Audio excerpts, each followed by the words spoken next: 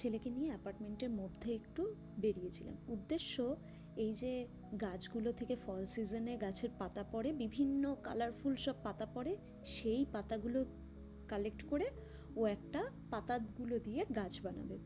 তো ওর একটা art and ক্রাফটের বই আছে, ও ইন্ডিয়াতে ওর মনি ওকে 3-4টে দিয়েছিল, তো 2-3টের তো ভয়ঙ্কর অবস্থা করেছে, তো একটাকে আমি বাঁচিয়ে রেখেছিলাম। তো সেইটায় এখন ক্রাফটের অনেক রকম জিনিসপত্র আছে, তারই একটা কাজ করতেও বেরিয়েছে। পাতাগুলোকে কালেক্ট করছে, প্রচুর পাতা কালেক্ট করেছে, কিন্তু লেগেছে কয়েকটা। আচ্ছা, এখানে একটা জিনিস দেখাই। এখানে শীতকাল আর বর্ষাকাল তো একসাথে চলে। এই বৃষ্টির টাইমে প্রচণ্ড মাটি স্যাঁতস্যাঁতে হয়ে থাকে, তো তখন প্রচুর এই মাশরুম দেখা যায়। তারপর হাঁটতে বেরিয়েছিলাম, হাঁটতে বেরিয়ে একটা জিনিস চোখে পড়লো, লিটল ফ্রি লাইব্রেরি। রাস্তার ওপরে, মানে ফুটপাতের ওপরেই। এটা এর আগে কখনো আমি হেঁটে যেতাম সেই রাস্তায় দেখিনি, 1-2 দিনের মধ্যেই হয়েছে। খুলে দেখলাম, মনে হলো যে খোলা যায় কিনা, তারপর দেখলাম হ্যাঁ খোলা তো যাচ্ছে, যেহেতু সবার জন্য এটা ওপেন তাই খোলা যাচ্ছে। খুব ছোট্ট পকেট লাইব্রেরির মতো, বেশ সুন্দর গল্পের বই রাখা।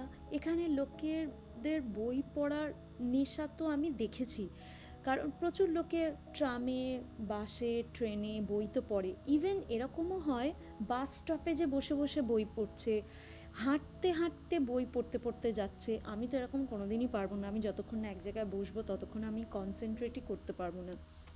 যাই হোক, ছেলের মতো দেখলাম যে ছেলের জন্য, ছেলেকে পড়াবো বলে আছে কিনা।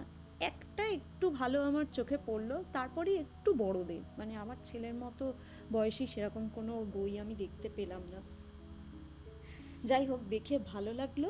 আর জিনিসটা জানাও রইলো যে এখানে একটা পকেট লাইব্রেরি নতুন হয়েছে। এটা এর আগেও এই রাস্তা দিয়ে হেঁটেছি, আমি কোনোদিনও দেখিনি। খুব সুন্দর। আমি যেগুলো মানে নতুন দেখি সেগুলোর আমি ভিডিও করে রাখি, দেখাবো বলে সবাইকে। আর এই যে পাতা দিয়ে গাছ বানিয়েছে, কি সুন্দর গাছের পাতাগুলো না। এখানে ফলে বেশ গাছ তার কালার চেঞ্জ করে, তো দুর্দান্ত দেখতে লাগে তখন।